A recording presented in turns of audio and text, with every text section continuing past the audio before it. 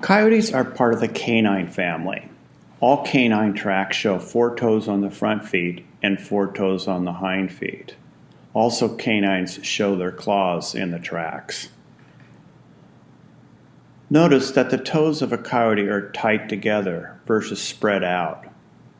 Coyote tracks are oblong in shape. The question I get asked most often is, how do I tell a domestic dog track from a wild canine? Coyotes and other wild canines have sharp claws. Most all domestic dog tracks have dull or fat claws, and their toes are usually spread wider.